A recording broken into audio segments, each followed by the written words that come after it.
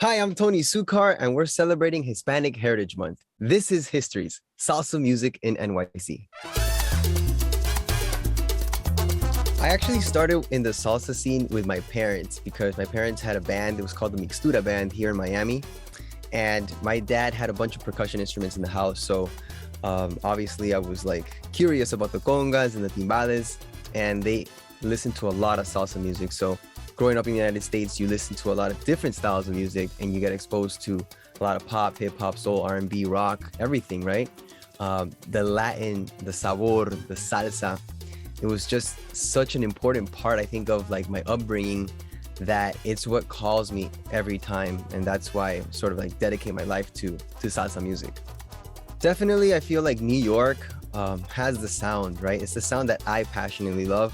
I would say salsa artists from New York that really have stuck to me is Héctor Lavoe, by far, probably the top in terms of singers. But I guess arrangers, producers, and musician, Tito Puente, my all-time greatest influence of all time.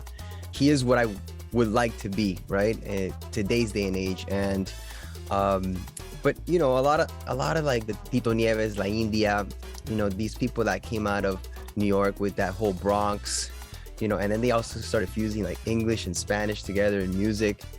It was just incredible, this movement. And I also want to give a shout out to the musicians that were part of these bands. It's extremely important to highlight salsa music to the younger generation because it's culture that's never gonna die. Like, it's part of our roots, you know, talking about instrumentation, the congas, you know, the history of how these slaves came from Africa and they went to Cuba, you know, and then that music, el son cubano, started coming out, and then, you know, Tito Puente took a trip to Cuba and Me Cachao, you know, and all of this is so much history, and this incredible rhythm that's the son cubano that then transformed into what we call today salsa, right?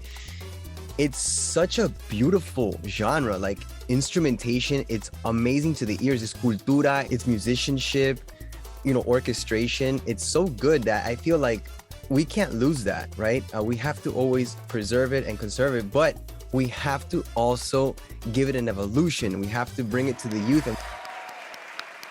Wow, winning my first Latin Grammy had to have been the most epic moment of my entire career. Like, I can't even describe to you how incredibly grateful I felt. And, you know, after all the hard work, you know, recording, building my studio with my dad. I'm an independent artist. I don't have like a label paying for my stuff. Like, I'm just, you know, I would go to do $100 gigs, come back, you know, save my money to then invest in my own projects and to continue, right? Doing music of excellence, which is what we all should try to do. My life has transformed since that moment, right? That night, it was 2019.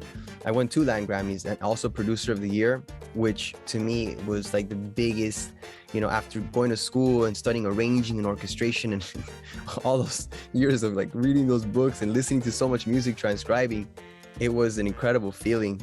And now I'm able to live a beautiful dream working on what I love to do, which is just making music. And it's incredible too, because you make the record, you win the Latin Grammy, and then you're like, let's do it all over again, right? And you want to just keep making amazing records. Gracias por este premio. Los quiero y los amo. Gracias.